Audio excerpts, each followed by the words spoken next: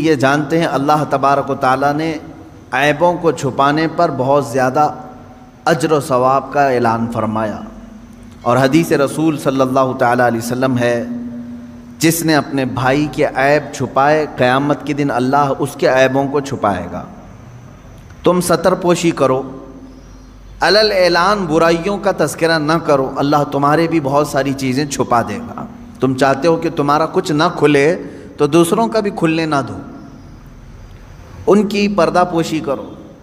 مجھے چند دنوں قبل ایک صاحب نے یہ سوال کیا تھا کہ کوئی مولوی صاحب ہیں یا مؤذن صاحب ہیں، میتوں کو نہلاتے ہیں، اور کسی جگہ میت کو نہلانے کے بعد انہوں نے فلاں فلاں باتیں کہیں کہ میں نے ایسے ایسے مردے دیکھے، فلاں کا چہرہ ایسا ہو گیا تھا، فلاں کا ایسا ہو گیا تھا۔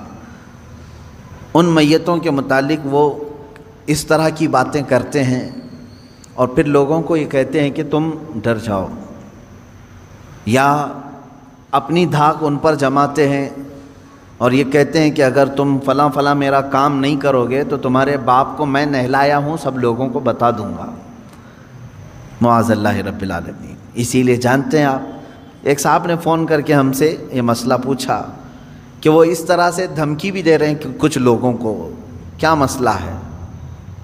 اسی لیے شریعت طاہرہ نے حکم یہ دیا ہے اپنی میت کو نہلانے کے لیے بھی ایسا آدمی ہو جو پرہیزگار ہو۔ ہاں یہ حکم ہے، جو پرہیزگار ہو، جو تقوی شعار ہو، اس کو نہلانے کے لیے بھیجا جائے، وہ آدمی نہلائے میتوں کو۔ کیوں اس طرح کا حکم شریعت طاہرہ نے دیا؟ اس کی وجہ یہ ہے کہ اگر وہ نہلانے کے دوران کوئی عیب دیکھتا ہے تو اسے وہیں چھپا دے۔ مسلمان کے عیب کو ظاہر کرنا بہت بڑا گناہ ہے۔ جب آپ میت کا کوئی عیب نہیں بیان کر سکتے تو پھر زندوں کا عیب کیسے بیان کر سکتے ہیں؟ زندے کو تو اور مجمع میں رہنا ہے، میت کو تو اب قبرستان میں جانا ہے۔ اب اس کے تم جو برائیاں بیان کر رہے ہو میت کی، یہاں تو کوئی اس کو اب برا بھلا کہنے والا کوئی نہیں رہے گا، وہ تو قبرستان اپنے الگ شہر چلا گیا۔ لیکن شریعت نے جب میت کی برائیاں کرنے کو منع کیا ہے تو آپ اندازہ کریں زندوں کے عیبوں کو کھولنا کتنا بڑا گناہ ہے۔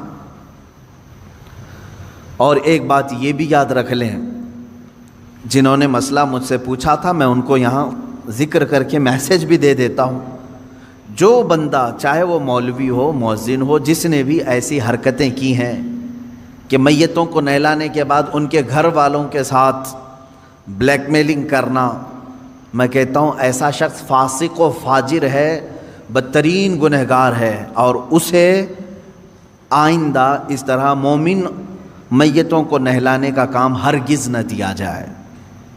یہ بات آپ سمجھ کر کے چلے ہیں کہ مومن وہ ہے جو اپنے دوسرے مومن بھائیوں کی عیب پوشی کرے، یعنی چھپا دے۔ اب دیکھیں آیت پڑھیں، یہاں پر جس بات کا ذکر ہے وہ باتوں کا ہے، لا يحب اللہ الجہر بالسوء من القول، باتوں میں بری بات علل اعلان کرنا اللہ کو سخت ناپسند ہے۔ بری باتیں، اس میں کیا کیا چیزیں آ گئیں؟ وہ سارے گانے جن میں فحاشیاں ہوتی ہیں وہ بھی اس میں آ گئیں، اللہ ہرگز نہیں پسند کرتا۔ بعض لوگ یہ سمجھتے ہیں فیشن ہے، اس میں غلیظ باتیں ہوتی ہیں۔ بعض شعراء ایسے ہوتے ہیں، شاعر لوگ، جس میں غلاظت بھری ہوئی ہوتی ہے، عورتوں کے اندرونی معاملات پر گفتگو کرنا اور اس پر شعر و شاعری کرنا، اور فحاشیت کی طرف خصوصیت کے ساتھ کچھ شعر ایسے ہوتے ہیں جن سے شہوت کو ابھارا جائے۔ میرے عزیزو، یہ تمام باتیں اس آیت کے اندر ہیں۔ اللہ نے فرمایا ایسی بری بات کا علل اعلان کرنا اللہ رب العزت کو سخت ناپسند ہے، سخت ناپسند ہے۔ ایک حدیث میں نے پڑھی، آپ سب توجہ رکھیں میرے عزیزو، بچوں، جوان، فحاشی کی باتیں عام طور پر لوگ بیٹھ کر کے ڈسکس کرتے ہیں، جانتے ہیں اس کا انجام کیا ہونے والا ہے؟ تم سوچتے ہوں گے ٹھٹا مار کر کے ہنس دیے، فلاں عورت کے اندرونی معاملات پر ہم گفتگو کریں، فلاں لڑکی کی فگر کے بارے میں بات کریں، معاذ اللہ، ایسے بہت ساری چیزیں ہیں جو غلاظت ہے، اس کو علل اعلان آدمی کر رہا ہے. اس کا انجام کیا ہے؟ حدیث پاک میں ہے، فرمایا گیا جب وہ مرتا ہے تو اس کے منہ سے ایک اتنی تیز بدبو نکلتی ہے جس سے جہنم بھی کانپنے لگتا ہے.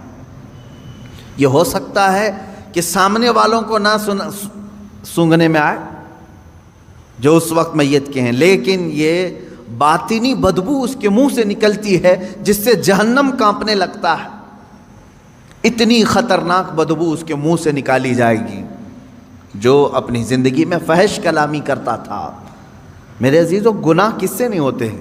گناہ بہت سارے لوگوں سے ہو جاتے ہیں، لیکن ان گناہوں کا اظہار کرنا اپنی زبان سے یہ غلیظ گناہ ہے، سخت ترین گناہ ہے. تم لوگوں کے سامنے بیٹھ کر کے جب بیان کرو گے تو اس کا مطلب یہ ہوا کہ اللہ کو تم سینہ زوری کر رہے ہو، اترا کر کے بتا رہے ہو، دیکھ میں نے چھپ کر کے کیا بھی اور سب کو بتا بھی رہا ہوں، کون میرا کیا کر لے گا. معاذ اللہ رب العالمین. تو گویا کہ تم رب ذوالجلال سے کوئی خوف نہیں رکھتے.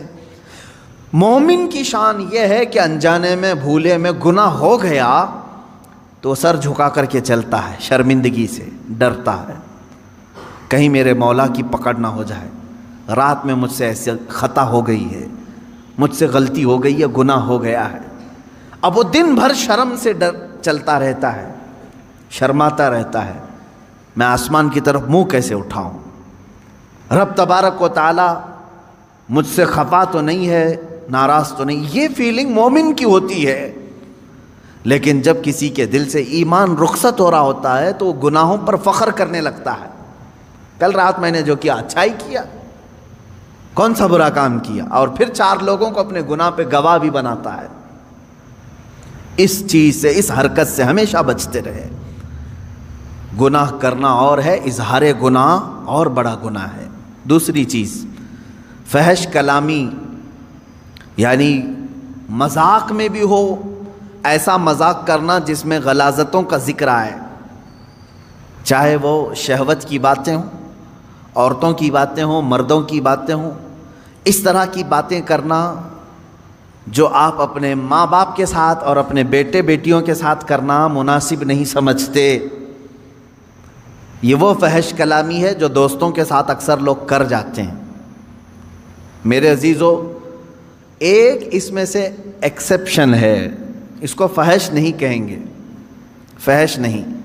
مثال کے طور پر شادی شدہ مرد اپنی بیوی سے ہم کلام ہے تنہائی میں، اور وہ آپس میں ایک دوسرے سے اپنے پرسنل معاملات میں بات کرتے ہیں، تو وہ اس آیت کے انڈر میں نہیں ہے. اس کی اجازت ہے ان کے لیے، وہ اس آیت کے انڈر میں نہیں ہے. مرد اپنی عورت کی تعریف کرے، اگر اس کے چہرے کی، اس کی خوبصورتی کی تعریف کرے، تو یہ اس آیت کے انڈر میں نہیں آئے گا کہ برائیوں کا اس نے علل اعلان تذکرہ کیا. نہیں، وہی اپنی بیوی کے ساتھ گزارے ہوئے معاملات دوسرے دن آ کر کے دوستوں کو بتاتا ہے تو یہی گناہ بن جائے گا. اپنی بیوی سے تذکرہ کرے گا، حلال ہے، لیکن جب دوسروں کے سامنے آ کر کے ان چیزوں کو بیان کرے گا تو یہ حرام ہے اور وہ گناہ کر رہا ہے، بری بات کو علل اعلان کر رہا ہے. حالانکہ اس کے لیے حلال تھا، لیکن یہ ذکر اپنی بیوی کے ساتھ کر سکتا تھا. یہی چیز عورتیں اگر اس طرح کی حرکتوں میں مبتلا ہیں کہ چاہے تم اپنے شوہر کے ساتھ جس طرح سے بھی رہو، حلال طریقے سے اسلام نے جو اجازتیں دی ہیں تم زندگی گزارو، ان کے ساتھ رات گزارو، لیکن رات کے معاملات کو اگر عورتیں 4 عورتوں میں بیٹھ کر کے بیان کرتی ہیں تو بھی وہ اس آیت کے انڈر میں آتی ہیں. اللہ رب العزت نے جن کے متعلق یہاں وعید بیان کی کہ یہ فحش کلامی کرنے والے اللہ کو ناپسند ہیں، اللہ ان کی طرف نظر رحمت نہیں فرمائے گا. عزیزان گرامی وقار، چاہے مردوں سے یہ خرابی ہو یا عورتوں سے یہ خرابی ہو، ان دونوں چیزوں سے بچنا چاہیے. شرم و حیا کے پیکر بنو، ان چیزوں کا تذکرہ زبان پر لانے سے تھوڑا بچتے رہو. ایک بات یہ بھی یاد رکھ لیں، آدمی کے نسب کا بھی پتہ بعض بزرگوں نے فرمایا اس کی زبان سے چلتا ہے. اگر زیادہ فحش کلامی کرتا ہے، غلیظ جملے بکتا ہے، تو اس کے نسب کے متعلق بھی بعض علماء نے انگلی اٹھائی ہے. کیونکہ شریف نسل والا آدمی اپنی زبان پر غلیظ باتیں لانے سے کتراتا ہے. جیسے ابھی عشاء کی نماز میں ہم نے ایک سورہ قلم کی تلاوت کی ہے، اس میں ایک بندے ولید بن مغیرہ کی 10 برائیاں اللہ نے گنائی ہیں. 10 برائیاں. وہ کیا کیا کرتا تھا؟ حضور پاک صلی اللہ تعالیٰ علیہ وسلم کو گالیاں دیتا تھا. رسول پاک صلی اللہ تعالیٰ علیہ وسلم کو کبھی جادوگر بولتا تھا. وہ کہتا کہ کبھی ان کو مرگی آتی ہے، بیمار ہیں. یہ سب جملے بکتا تھا. یہاں تک کہ حضور صلی اللہ علیہ وسلم جب آیتیں تلاوت کرتے تو یہ کہتا یہ تو پرانے لوگوں کی لکھی ہوئی آیتیں کہیں سے چرا کے تم لائے ہو. تو اس طرح کے جملے کہتا تھا. تو قرآن نے اس کے متعلق کیا بتایا؟ وہی جو ابھی میں نے جسٹ تھوڑی دیر پہلے کہا، فحش کلامی جو ہے وہ نسب کے اوپر شک پیدا کرتی ہے. قرآن نے کہا عتل بعد ذلک زنیم، یہ وہ شخص ہے جو زنا سے پیدا ہوا ہے، جو رسول مختار صلی اللہ تعالیٰ علیہ وسلم پر ایسی باتیں کر رہا ہے، جھوٹے الزامات لگا رہا ہے، تہمتیں لگا رہا ہے، اس کے نسب میں خرابی ہے. ولید بن مغیرہ مشہور شخص ہے. اور جب قرآن نے یہ بیان کیا تو دوڑتا ہوا اپنی ماں کے پاس گیا. کہا قرآن نے میری برائیاں گنائی اور یہ بھی کہا ہے کہ میں زنا سے پیدا ہوا ہوں، میرے باپ کا نام تو مغیرہ ہے. اپنی ماں کو گرا دیا، اس کے سینے پر بیٹھ گیا. کہا سچ سچ بتا میں کس کا بیٹا ہوں. اس کی ماں نے کہا بیٹا ولید، تو اگر مغیرہ کا ہی بیٹا ہوتا تو اپنی ماں کے سینے پہ چڑھ کے نہیں بیٹھا ہوتا.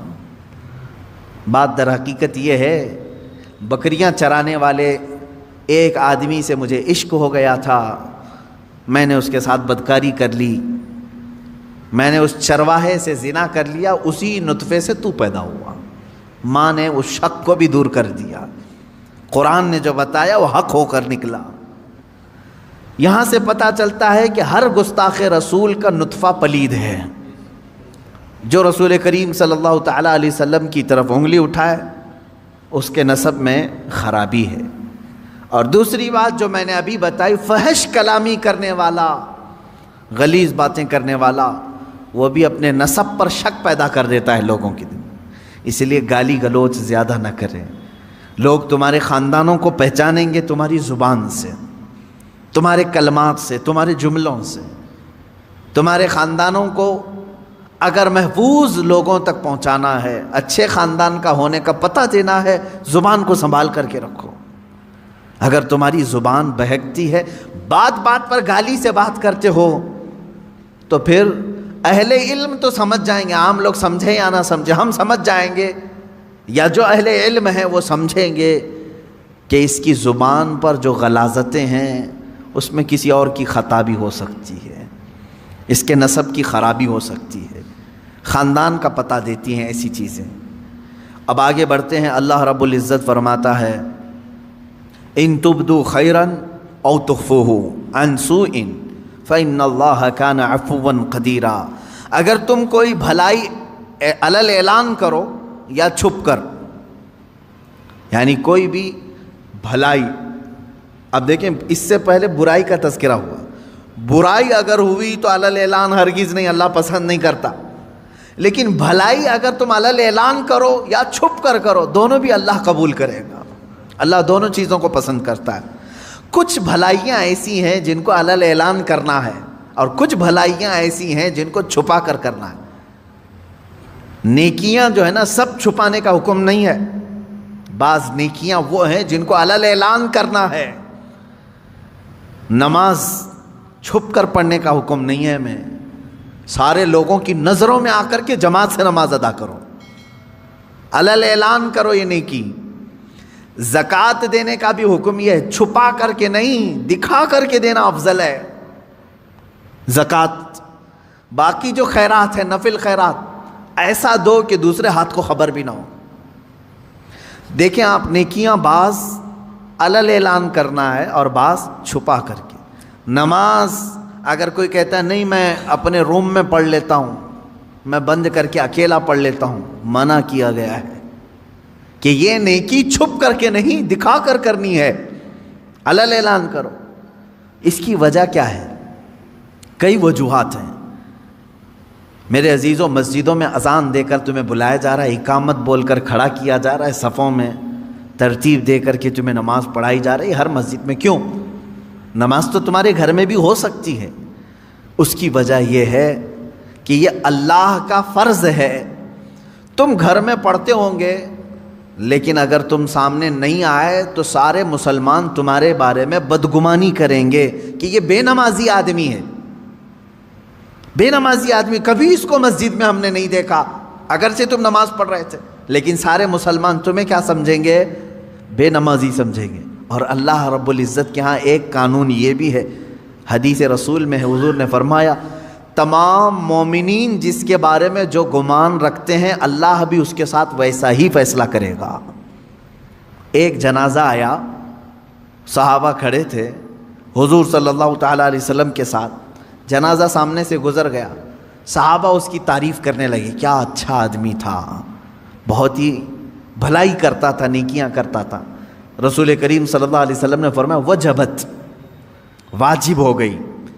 تھوڑی دیر کے بعد ایک اور جنازہ آیا، صحابہ اکرام جو وہاں کھڑے تھے انہوں نے اس کی برائی کی کہ یہ آدمی اچھا نہیں تھا، بہت سارے لوگوں کے ساتھ اس نے برا کام کیا، ظلم کیا ہے، چلا گیا، ختم ہو گیا. رسول پاک صلی اللہ علیہ وسلم نے فرمایا وجبت، واجب ہو گئی. صحابہ نے پوچھا حضور دو جنازے آئے، دونوں پر آپ نے کہا وجبت، یعنی واجب ہو گئی، کیا چیز واجب ہوئی؟ اللہ کے نبی صلی اللہ علیہ وسلم نے فرمایا پہلے والا جنازہ جس کی تم نے تعریف کی اس پر جنت واجب ہو گئی، اور دوسرا والا جنازہ جس کی تم نے برائی کی اس پر دوزخ واجب ہو گئی. اس لیے کہ مومنین سب جس کے بارے میں جیسا گمان رکھتے ہیں اللہ تعالیٰ اس کے ساتھ ویسا فیصلہ کرے گا. اکثریت کی بات کر رہا ہوں میں، چند لوگوں کی بات نہیں. چند لوگ کسی کو بھی چور چور کہنے لگتے ہیں. ہاں، جو سچا مومن ہے وہ حق بات کرے گا، اس میں سارے گھن کو نہ ملائیں گیہوں کے ساتھ. خیر، میں دو باتیں یہاں عرض کر رہا تھا کہ بھلائی جو ہے کچھ علل اعلان اور کچھ چھپ کر. نماز با جماعت علل اعلان پڑھنے کا حکم ہے، اور زکوٰۃ علل اعلان کرنا ہے، یعنی زکوٰۃ سب کو دکھا کر کے دے. دوسری اس میں حکمت یہ بھی ہے کہ زکوٰۃ دینے سے، کھل کر کے دینے سے جو نہیں دیتا اس کو ترغیب دلانا ہے کہ وہ بھی دے. حج کے لیے جا رہے ہو تو علل اعلان جا سکتے ہیں، لیکن اس میں ریاکاری نہیں ہونی چاہیے، دکھاوا نہ ہو کہ میں لوگوں کے لیے حج کر رہا ہوں. یہ نہیں، نیت تو اللہ کو راضی کرنے کے لیے، لیکن سب لوگوں کی نظروں کے سامنے سے جاؤ تاکہ تمہیں مرنے کے وقت کوئی یہ نہ کہہ دے کہ مال تھا پھر بھی حج کیے بغیر چلا گیا. تم سب کے سامنے حاجی رہو، مومنین تمہارے بارے میں اچھا گمان رکھیں.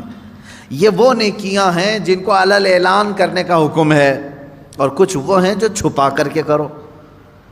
مثال کے طور پر آپ کچھ نفل روزے رکھتے ہیں تو یہ ضروری نہیں کہ ہر ایک کو بولتے پھریں کہ میں ہفتے میں اتنے روزے رکھتا ہوں، مہینے میں اتنے روزے رکھتا ہوں. وہ تمہارے اور تمہارے رب کے درمیان راز ہے. یہ روزے چھپ کر کے کرو. کچھ خیرات ایسی ہیں جسے چھپا کر کے دینا افضل ہے. زکوٰۃ کی بات نہیں کر رہا ہوں، زکوٰۃ دکھا کر کے دینا افضل ہے. صدقہ اور خیرات جو غریبوں کی مدد کے لیے دوسرے اوقات میں آپ کرتے ہیں اسے دکھا کر کے نہیں، چھپا کر کے دینا افضل ہے. وہ بھی نیکی ہے، وہ بھی نیکی، دونوں نیکیاں ہیں، لیکن بعض میں چھپانا ہے، بعض میں ظاہر کرنا ہے. اس طرح بہت ساری نیکیاں ایسی ہیں جو نفل ہیں، اور نفل کو دکھا کر کرنے کا حکم نہیں ہے، چھپا کر کے کریں. عزیزہ نگرامی وقار، یہاں سے یہ بات پتہ چلی کہ برائی کو علل اعلان کرتے ہو تو اللہ ناپسند کرتا ہے.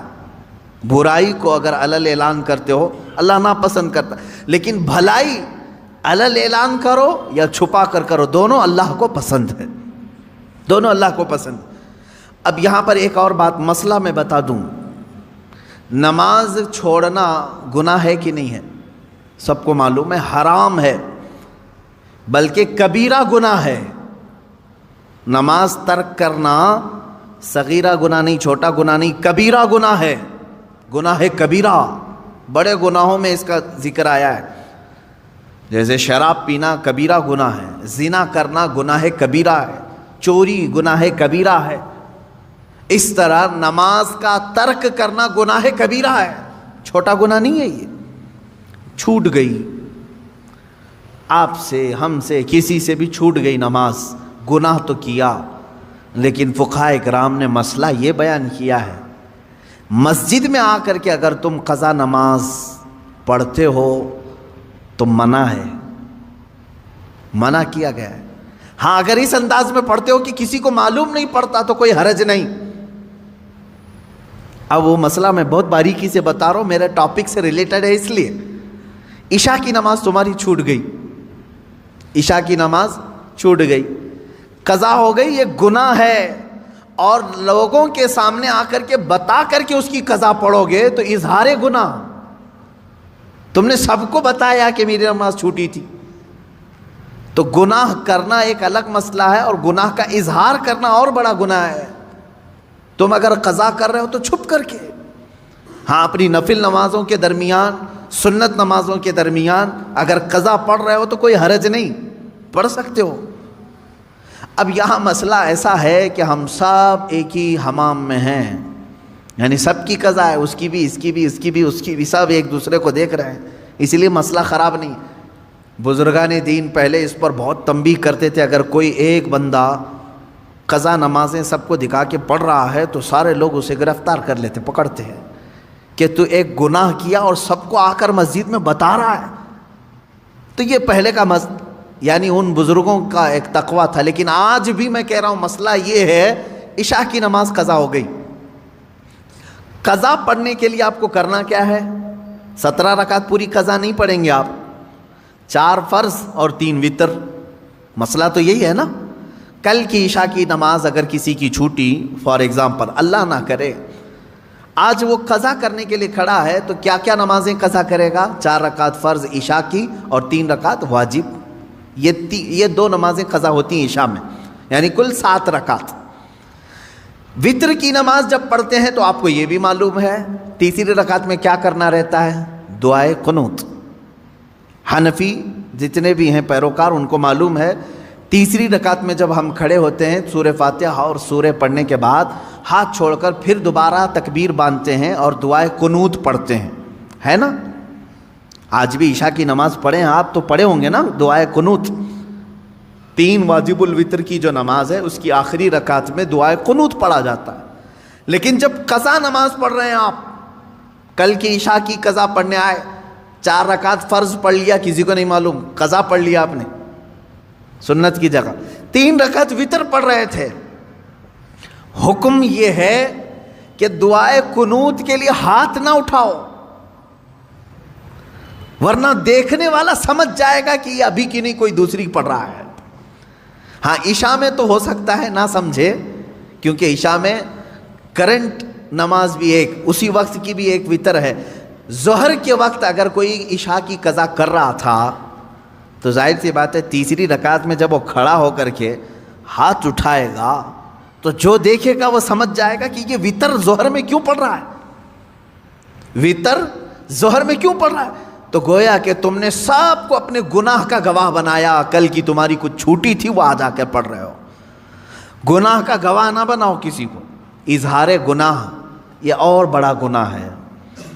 یہ مسئلہ آپ نے سمجھ لیا ہوگا۔ اب اندازہ کرو ایک چھوٹی ہوئی نماز کو بندہ جب ادا کرنے آ رہا ہے تب شریعت نے اتنا حکم دیا ہے کہ چھپ کر کے کرو، ان لوگوں کا کیا انجام ہوگا جو فحش کلامی علل اعلان کرتے ہیں، رات کو زنا ہو گیا ہے، فلاں کے ساتھ فلاں ہو گیا ہے، اس کو مزے لے کر کے بیان کرتے ہیں، ان کا کیا انجام ہوگا۔ میاں یہاں نماز کی قضا کے لیے بھی شریعت نے کہا ہے کہ اس طرح پڑھو کہ لوگوں کو خبر نہ ہو، اور لوگوں کی جو برائیاں بیان کرتا ہے کٹوں پہ بیٹھ کر کے، اس کا کیا انجام ہے۔ سوچو اس بات کو، قرآن کی یہ دونوں آیتیں ہمارے لیے عبرت ہیں۔ اللہ نے فرمایا ایک تو یہ زبان سے نکلنے والا کوئی برا کلمہ اللہ تم سے ہرگز پسند نہیں کرتا، اور جب ایسا بندہ مر جاتا ہے جو فحش کلامی کرتا ہے اس کے منہ سے بدبو نکلتی ہے ایسی کہ جہنم بھی کانپنے لگتا ہے، یہ حدیث میں ہے۔ اور دوسری چیز 2 آیت میں نے پڑھی، ان تبدو خیرن او تخفو، اگر تم بھلائی کو علل اعلان کرو یا چھپ کر کرو، اللہ رب العزت اسے پسند کرتا ہے، قبول کرتا ہے۔ او تعفو عن سوء، ایک اور اس میں ذکر ہے، اللہ فرماتا ہے یا کسی کی برائی سے درگزر کر دو، کسی کے اندر تم نے برائی دیکھی اسے معاف کر دیا، فإن اللہ کان عفوا قدیرا، تو بے شک اللہ معاف کرنے والا، قدرت والا ہے۔ ایک بات یاد رکھیں، معاف کرنا کس کی صفت ہے؟ اللہ کی صفت، آپ سب کو معلوم ہے۔ رحم کرنا کس کی صفت ہے؟ اللہ، اور رحیم بھی ہے، عفو بھی ہے۔ یہ دو عادتیں اگر بندہ اپناتا ہے، بندے کے اندر اگر رحم آیا کسی کے دل کے، کسی کے لیے، اور کسی کو دیکھ کر کے بھی اس نے معاف کر دیا، اس پر ایک روایت ہے، اللہ رب العزت فرماتا ہے اس بندے کو عذاب دینے میں مجھے حیا آتی ہے کہ رحم میری صفت ہے، عفو میری صفت ہے، میرا بندہ ہو کر یہ رحم کر رہا ہے اور عفو کر رہا ہے، تو اللہ رب العزت اسے عذاب سے بری کرتا ہے جو معاف کرنے کی اپنے اندر چھمتا رکھتا ہے یا طاقت رکھتا ہے۔ معاف کرنے کا جذبہ جس کے اندر ہے وہ معاف کیا جائے گا۔ حضور اکرم صلی اللہ علیہ وسلم کی مشہور حدیث ہے، من لا یرحم لا یرحم، جو کسی پر رحم نہیں کرتا قیامت کے دن اس پر بھی رحم نہیں ہوگا۔ یہ سمجھ کر کے چلو، تم پر بھی رحم نہیں کیا جائے گا۔ ہاں، رحم کرنا اور معاف کرنا اگر کسی کی عادت ہے، امید رکھے کہ اللہ بھی اس پر رحم کرے گا اور اسے معاف بھی کرے گا۔ آپ اپنے رب سے اپنے متعلق جیسی امید رکھتے ہیں ویسی بندوں کے ساتھ بھی کریں۔ مثال کے طور پر 100 گناہ ہو گئے میرے، 100 گناہ ہو گئے، اللہ سے تم کیا امید رکھتے ہو؟ اللہ رب العزت سے تمہاری امید یہی ہے کہ میرا مولا مجھے معاف کرے گا، ہے کہ نہیں؟ تم اپنے متعلق تو یہ امید رکھتے ہو، لیکن تمہارے ساتھ جب کسی نے ایک بھی برائی کر دی اور 9 اچھائیاں کیا ہے، 10 میں سے 9 اچھائیاں کیا، ایک برائی کیا، تم اس کو معاف کرنے کی طاقت نہیں رکھتے؟ یہ نہیں سوچتے کہ اس کے پاس 9 اچھائیاں تھیں میرے ساتھ، ایک برائی ہو گئی ہے، معاف کر دو اس کو۔ تو یہ ایک بات یاد رکھو، تم اپنے رب سے 100 گنا اپنے معاف کرانے کی امید لے کر بیٹھے ہو اور اپنے بھائی کے ایک گناہ کو معاف کرنا نہیں چاہتے، تو پھر بھول جاؤ، تمہیں بھی قیامت کے دن معاف نہیں کیا جائے گا۔ اب ایک حدیث میں سناتا ہوں، معاف کرنے کے متعلق یہاں آئی ہے، اس لیے ہمارے معاملات ہوتے ہیں ایک دوسرے کے، مرنے سے پہلے امت مصطفیٰ کو معاف کر کے مرو، کبھی بھی ہو، بدلے کی بھاونا، انتقام کا جذبہ نہ رہے، اللہ کے حوالے کر دو۔ میرے ساتھ جس نے بھی جو کچھ بھی کیا، اللہ تو منتقم حقیقی ہے، تو ہی دیکھ لے، اپنے معاملات چھوڑ دو اللہ کے اوپر۔ اور رہی بات کسی نے کچھ کیا ہے تو معاف کر دو، جب تم معاف کر کے مرو گے تو ہو سکتا ہے تم نے بھی کسی کو ٹھیس پہنچایا ہوگا، یا زبانی یا ہاتھ سے، کسی بھی طرح سے، ان کے بھی دل زخمی ہوں گے کسی نہ کسی کے۔ اب یہ رب تعالیٰ اپنے ذمہ کرم پر لیتا ہے، ان کے دلوں کو نرم کرتا ہے، وہ بھی تمہیں معاف کر دیتے ہیں جب تم معاف کر کے دنیا سے جاؤ گے۔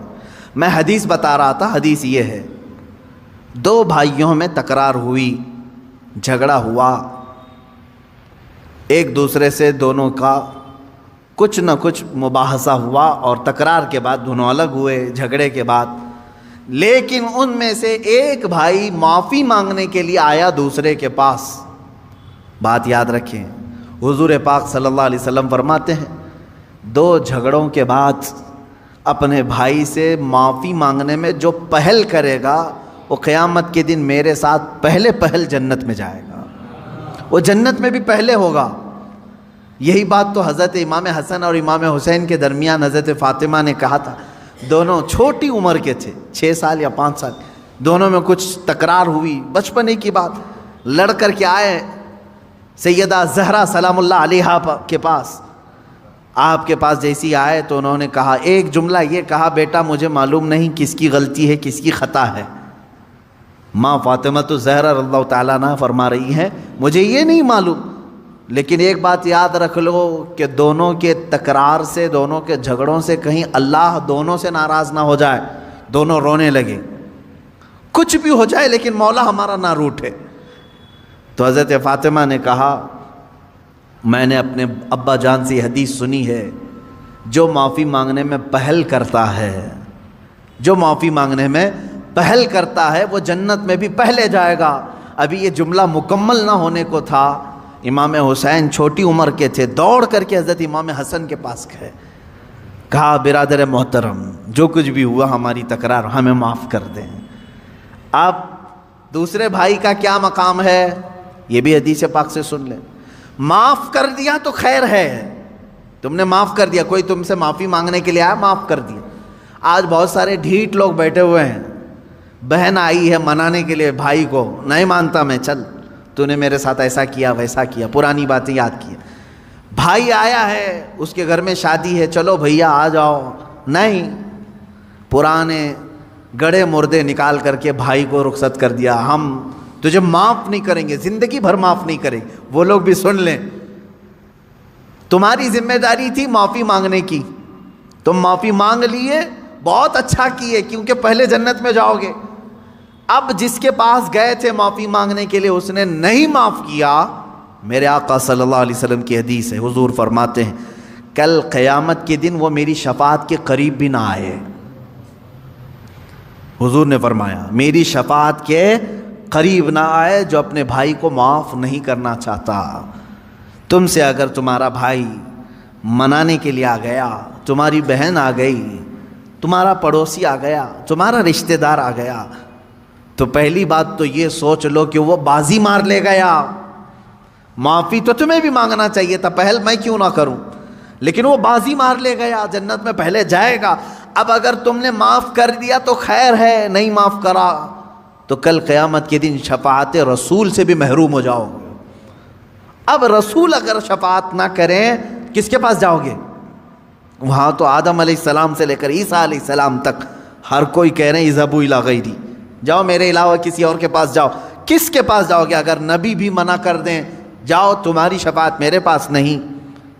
اللہ کے نبی صلی اللہ علیہ وسلم فرماتے ہیں جو اپنے بھائی کو معاف نہیں کرتا کل وہ میری شفاعت کے قریب نہ آئے۔ عزیزان گرامی وقار، اللہ رب العزت یہ فرما رہا ہے اگر چھپا کر کے درگزر کر دیا، اگر تم نے اپنے بھائی کو معاف کر دیا فَإِنَّ اللَّهَ كَانَ عَفُوًّا قَدِيرًا، تو سمجھ لو کہ بے شک اللہ بھی معاف کرنے والا، قدرت رکھنے والا ہے۔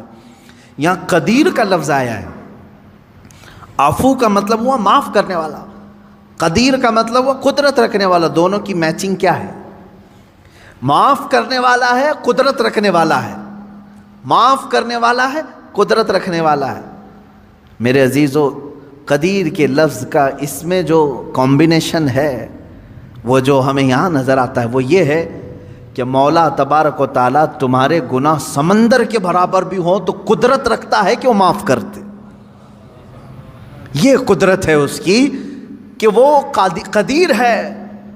یہاں تک کہ ایک شخص آیا حضور اکرم صلی اللہ علیہ وسلم کی بارگاہ میں، اس نے کہا اے رسول پاک میرے گناہ بہت زیادہ ہو گئے، بہت زیادہ ہو گئے، کیا میری معافی ہو سکتی ہے؟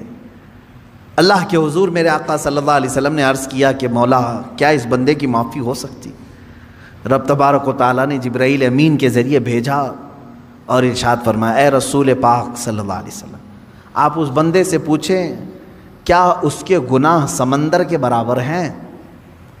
حضور صلی اللہ علیہ وسلم نے اس سے پوچھا کہ اللہ تعالیٰ نے یہ سوال کیا ہے تجھ سے؟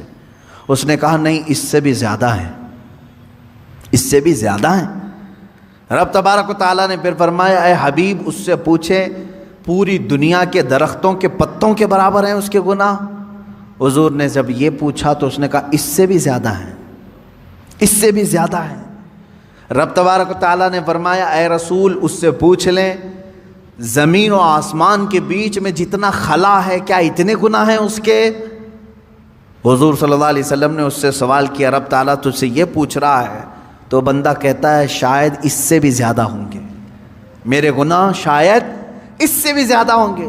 اب رب تبارک و تعالیٰ فرماتا ہے اے رسول اس سے فرما دے چاہے جتنے بھی گناہ ہوں گے میری رحمت سے تو زیادہ نہیں،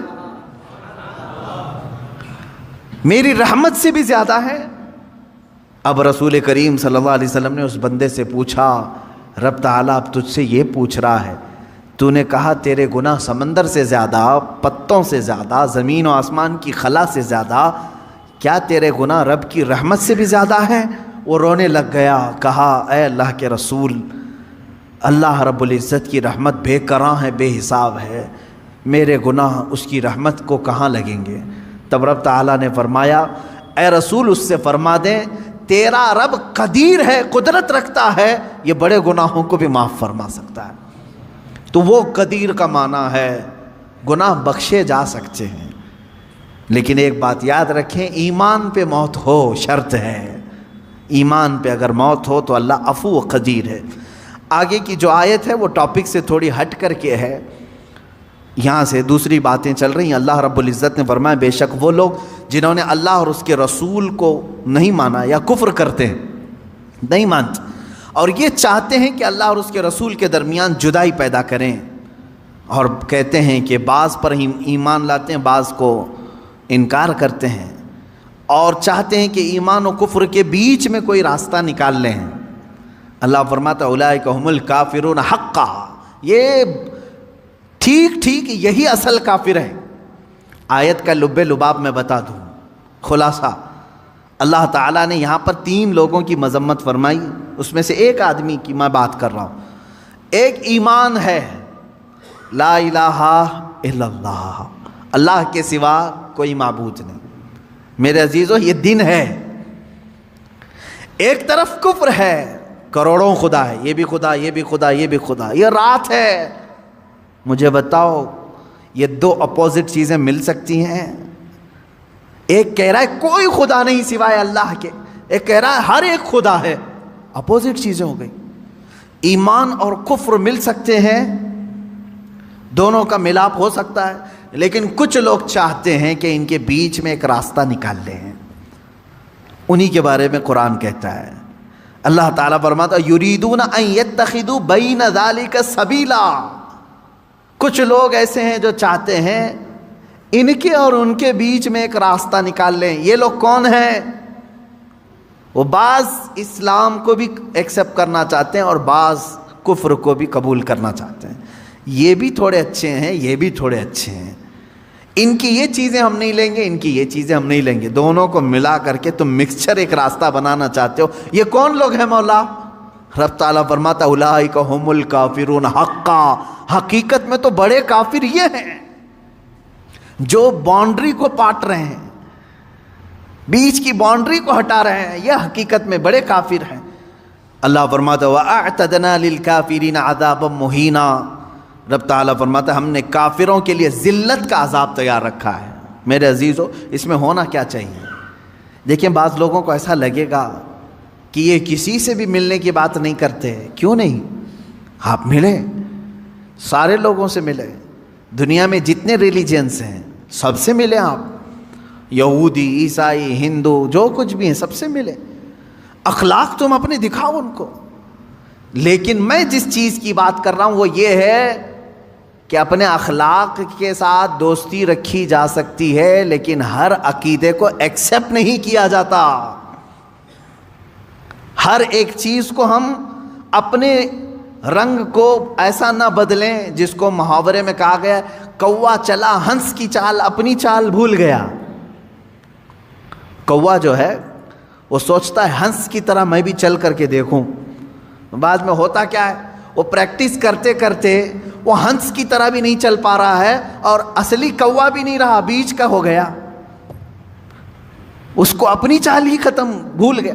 اسی طرح کچھ لوگ ایسے ہیں جو سوچتے ہیں نہیں ہم سیکولر ہیں، ہم بیچ والے ہیں، ہم پورے مسلمان بھی نہیں بننا چاہتے، ہم پورے وہ بھی نہیں، وہ درمیان میں آ کر کے ان کو بعد میں یہ بھی بھول جاتے ہیں کہ ہم تھے کیا اصل، وہی کوے ہیں جو اپنی چال بھول گئے۔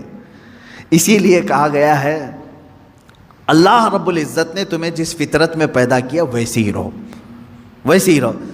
اب اس کو ایک میں دوسری مثال بتا دوں۔ ایک بندہ ایسا ہے کتوں سے بہت پیار کرتا تھا، کتے اسے اچھے لگتے تھے. یہ تھا انسان لیکن کتوں سے اسے پیار تھا. تو اس نے یہ سوچا کہ میں تھوڑا انسان رہوں, تھوڑا کتا بن کے رہوں.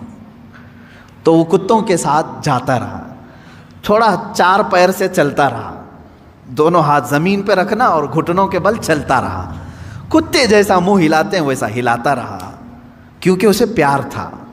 اور تھا کیا؟ انسان. وہ کتوں سے پیار کی وجہ سے تھوڑا کتا بننے کی کوشش کرتا رہا, لیکن بہت دن وہ پریکٹس کر کر کے اس کی حالت ایسی ہو گئی کہ کتا تو بن نہیں سکا, کیونکہ نہ دم آئی نہ کان نکل پائے, کچھ نہیں ہو سکا, کتا نہیں بن سکا. لیکن اب سیدھا چلنے کی کوشش کر رہا ہے تو وہ بھی نہیں آ رہا ہے. یہ بھی تذکرہ ہے,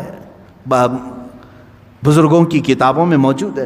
اب وہ سیدھا چلنے کی کوشش کر رہا ہے انسانوں کی طرح, وہ بھی نہیں ہو پا رہا ہے اس سے, کیونکہ بہت دن پریکٹس کیا کتا بننے کی. تو کیا ہوا؟ نہ انسان بن کر کے رہا نہ کتا بن کر کے. یہ کون سی تیسری مخلوق بن گئی, ایک الگ ہی بن گیا. یہی قرآن کہتا ہے کہ کچھ لوگ یہ چاہتے ہیں کہ بیچ کا راستہ نکالیں. میاں کاہے کا بیچ کا راستہ؟ کیا اسلام میں کوئی چیز کمی رہ گئی تمہیں؟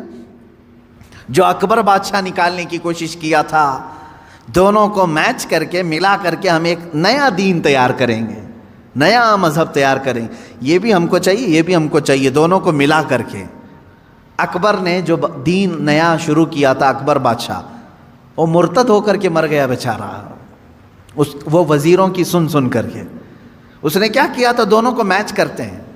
مسجد میں اذان کی بجائے سیپ بجائیں گے تاکہ وہ بھی راضی رہیں گے.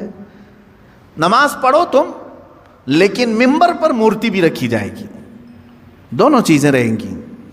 میچ کر کے دونوں کو بیچ کا راستہ نکالنے کی کوشش کیا, اور وہ بیچ کا بن کر کے رہ گیا. میرے عزیزو, یہ بات یاد رکھو, اللہ نے تمہیں جس فطرت میں پیدا کیا ہے اسی فطرت میں کامل بن کر کے رہو. اسی میں تمہاری عزت ہے, اسی میں تمہاری عزت ہے. قرآن کہتا ہے یا ایھا الذین آمنوا ادخلوا فی السلم کافہ, اے ایمان والو اسلام میں پورے کے پورے داخل ہو جاؤ, آدھا تیتر آدھا بٹیر نہیں, پورے کے پورے داخل ہو. حضرت عبداللہ بن سلام رضی اللہ تعالیٰ عنہ صحابی ہیں, صحابی رسول ہیں.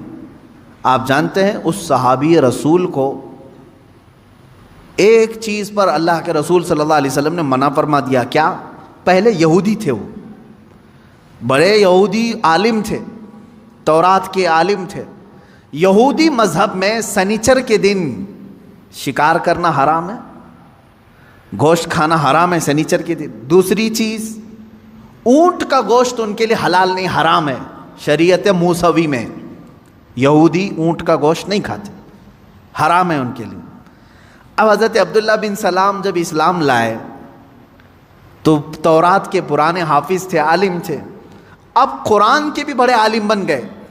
لیکن حضرت عبداللہ بن سلام کیا کرتے تھے؟ سنیچر کے دن گوشت نہیں کھاتے تھے, سنیچر کے دن گوشت نہیں کھاتے, اور اونٹ کا گوشت نہیں کھاتے تھے. ان کا اپنا اجتہاد تھا, وہ کیا سوچ کر کے کرتے تھے اس طرح سے. جب صحابہ نے ان سے پوچھا تو انہوں نے کہا اسلام میں گوشت کھانا واجب تھوڑی نہ ہے, فرض ہے کیا اونٹ کا گوشت کھانا؟ کھاؤ تو ٹھیک ہے, نہیں کھاؤ تو کوئی بات نہیں, کھا لیا تو حلال ہے, واجب تو نہیں ہے, مینڈیٹری تو نہیں ہے. حضرت عبداللہ بن سلام نے کہا اسلام میں یہ واجب نہیں ہے اور میں چھوڑ دیتا ہوں, نہیں کھاتا ہوں, تو یہودی مذہب پر بھی عمل ہو جائے گا, اسلام پہ بھی عمل ہو جائے گا. سنیچر کے دن گوشت کھانا اسلام میں واجب تھوڑی نہ ہے, واجب نہیں ہے, نہیں کھائے گا تو کچھ فرق نہیں پڑتا. لیکن میں اگر نہیں کھاؤں گا سنیچر کے دن تو دونوں مذہب پر عمل ہو جائے گا, یہودی مذہب پر بھی کہ ان کے مذہب میں سنیچر کے دن گوشت کھانا حرام ہے, اس پر بھی عمل ہو جائے گا, اسلام پہ بھی عمل ہو جائے گا. جب انہوں نے ایسا کہا تو اللہ تعالیٰ نے آیت نازل فرما دی, یا ایھا الذین آمنوا ادخلوا فی السلم کافہ, اے ایمان والو اسلام میں پورے کے پورے آ جاؤ. آدھا اس پر عمل کرنا آدھا اس پر عمل کرنا نہیں, بلکہ پورے کے پورے اسلام میں داخل ہو جاؤ. تو درمیان کا راستہ نکالنے کی کوشش نہ کریں. میں نے بہت گمبھیر مثالیں دی ہیں. ہاں, کچھ لوگوں کے لیے وہ حقیقت میں گمبھیر مثالیں ہیں کہ کتا بننے کی کوشش کرتے رہو گے، نہیں بن سکتے، کیونکہ تمہیں 2 پیر دیے ہیں، 2 ہاتھ دیے ہیں، تم ہاتھ سے اٹھا کر کے کھانا کھانے کی فطرت رکھتے ہو، لیکن جانور سے پیار ہے، ٹھیک ہے، اچھی بات ہے، کتے سے پیار ہے، اچھی بات ہے، کیونکہ ہم کتوں سے نفرت نہیں کرتے، کسی بھی جانور سے نفرت کرنے کا حکم نہیں دیا گیا ہے سوائے موذی اور نجس۔ کتے کو حراست کے لیے یعنی چوکیداری کے لیے رکھنے کی اجازت دی گئی، کھیتی باڑی کے نگرانی کے لیے رکھنے کی اجازت دی گئی ہے، ٹھیک ہے، تمہارا اپنا معاملہ، جانور یعنی اینیمل لورز آپ ہیں، اگر رہو، لیکن بننے کی کوشش مت کرنا۔ پیار کرنا الگ چیز ہے، پورا بن جانا الگ چیز ہے، تم بن نہیں سکتے۔ اسی طرح اسلام دن ہے، کفر رات ہے، دونوں کے بیچ میں اگر تم نکالنے کی راستہ سوچو گے تو پھر کیا ہو جائے گا؟ وہی ہو جائے گا کہ تم پورے نہ اسلام میں رہ پاؤ گے نہ پورے کفار میں رہ پاؤ گے۔ اللہ رب العزت نے اسلام جیسی عظیم دولت سے تمہیں سرفراز کیا ہے، تو اسی میں پورے کے پورے باقی رہو، اسی میں پورے کے پورے رہو۔ اچھا، دوسرے مذاہب کی بھی میں بات کروں، دوسرے ریلیجن میں اگر کوئی پنڈت ہے، اگر وہ اپنے دھرم میں پورا پکا ہے تو ان کے دھرم میں اس کو اچھا سمجھا جاتا ہے کہ ڈاواں ڈول آدمی نہیں ہے، پورا ٹھیک ہے، پورے اس کو گرنتھ یاد ہیں، وید یاد ہیں، جو کچھ بھی ان کی مقدس کتابیں سب برابر کرتا ہے۔ لیکن ان میں سے اگر وہ کوئی ایسا شخص جو ادھر بھی ادھر بھی ہاتھ پیر مارتا رہتا ہے تو وہاں پر بھی وہ ذلیل ہو جاتا ہے۔ یہ سب کا معاملہ ہے۔ اسی لیے میں آپ سے بھی کہوں گا، اللہ تبارک و تعالیٰ نے اگر تمہیں دائرہ اسلام میں رکھا ہے تو اس کی قدر کرو، اور اپنی نیتا گیری بچانے کے لیے جگہ جگہ پوجا پاٹ کرنا تمہارے لیے شریعت کا حکم نہیں ہے۔ ہاں، آپ اگر یہاں ہندوستان میں رہتے ہیں، آپ کے پڑوسی ہندو ہیں، نان مسلم ہیں، تو ہمارے لیے اجازت ہے کہ ان کے دل رکھنے کے لیے آپ ان سے دوستی رکھ سکتے ہیں۔ پڑوسی کے حقوق میں یہاں تک ہے، اسلام نے بتایا اگر وہ غمگین ہے تو اس کے غم کو دور کرنے کی کوشش کرو، اگر اس کے گھر میں کسی چیز کی کمی ہے تو پوری کرو، اگر ان میں کسی کا انتقال ہو جائے، مر جائے، تو تم اس کے ہاں تعزیت کے لیے جا سکتے ہو، اگرچہ دور کھڑے رہو۔ پڑوسیوں کے حقوق میں ہمیں اسلام نے یہ اجازت دی ہے، لیکن میرے عزیزو، جہاں تک اسلام نے اجازت دی ہے اتنا کرتے رہو۔ میں نے پھر وہی مثال یاد دلائی، اگر کسی سے محبت ہے تو محبت رکھو، پورا وہ بننے کی کوشش مت کرو، درمیانی راستے میں جانے کی کوشش نہ کرو، تم اپنے اسلام کے ساتھ قائم رہو، تمہاری آئیڈینٹی اسی میں ہے، تمہاری آئیڈینٹی اسی میں ہے۔ ابھی جیسے ایک مسئلہ چھڑا ہے اتر پردیش میں، کسی مسجد میں ہنومان چالیسا کرانے کی بات کی گئی، اور ایک کسی امام صاحب نے بلا کر کے اس میں ہنومان چالیسا پڑھایا، اور اس کو کیا کہا جا رہا ہے، سدبھاونا ہے، سب آپس میں محبت کے لیے ہے۔ کیا میں یہ پوچھنا چاہتا ہوں، سدبھاونا ایک طرف سے ہونی چاہیے؟ اگر مسجد میں کوئی ہنومان چالیسا کر رہا ہے تو کیا کوئی پنڈت اجازت دے گا کہ رام مندر جو بنا رہے وہاں ہم بھی پہلی اذان دے دیں، قرآن کی تلاوت کریں؟ کیا یہ سدبھاونا کی فکر ہر ایک کو ہے؟ نہیں ہے تو چھوڑو، ہم دعوت کہاں دے رہے ہیں آپ کو؟ آپ اپنی مندر میں پوجا کرو، سارے ہون کرو، ساری چیزیں تمہارے مقدسات جتنے اس پر عمل کرتے رہو۔ ہمیں ہماری مسجدوں میں جو ہمارے مقدسات ہیں اس پر عمل کرنے کی اجازت ہو، نہ چھیڑو، نہ کسی کے اندر دخل اندازی کرو۔ اسلام میں یہ تمام چیزیں نہیں ہیں۔ اب یہ جو درمیانی لوگ ہیں، نہیں تمہارے لیے مسجد کے دروازے کھلیں، تم آؤ، تمہارے پاٹ پڑھو، میں ان لوگوں سے کہتا ہوں، کیا تمہیں اس بات کا حکم اللہ نے دیا ہے؟ تم کو کس نے کہا ہے؟ اللہ کا گھر ہے یہ، تمہارے باپ کا گھر نہیں، رب تبارک و تعالیٰ کا گھر ہے، اس کے قانون کے مطابق ہی عمل ہو۔ میں کسی ہنومان چالیسے کے متعلق یہ نہیں کہہ رہا کہ وہ کیا ہے، واللہ اعلم۔ اگر ہندو اس کو مقدس سمجھتے ہیں اور پڑھتے ہیں تو جہاں من کرے وہاں پڑھیں، اپنی عبادت گاہوں میں پڑھیں، ہم خلل اندازی کبھی نہیں کریں گے، کیونکہ اسلام یہ کہتا ہے جو جس دین سے وابستہ ہے اس کو رہنے دو۔ قرآن پاک میں ہے لا اکراہ فی الدین، دین میں کوئی زبردستی نہیں، زبردستی ہم پکڑ کے لائیں گے بھی نہیں آپ کو، آپ کی اپنی مرضی۔ یہ ہر انسان کی اپنی مرضی سے وہ اپنا دین اور اپنا مذہب اختیار کرتا ہے۔ لیکن میں یہاں یہ کہنا چاہتا ہوں کہ جو لوگ اس طرح کی حرکتیں کرتے ہیں وہ تیسرے آدمی بن جاتے ہیں۔ بیچ کے آدمی نہ بنو، اچھے لوگ نہیں ہوتے بیچ کے، یعنی بعض جگہ بیچ میں ہونا اچھا ہے، بعض جگہ بیچ میں ہونا بہت برا سمجھا جاتا ہے۔ اس طرح سے اسلام میں ہو تو پورے اسلام میں رہو، اگر کوئی عیسائی ہے تو وہ اپنی پوری عیسائیت کو فالو کرے، ہمیں اس سے کوئی اعتراض نہیں۔ کوئی ہندو ہے تو اپنے ہندوازم کو پورا فالو کرے، ہمیں اس سے کوئی اعتراض نہیں، تمہاری اپنی مرضی ہے۔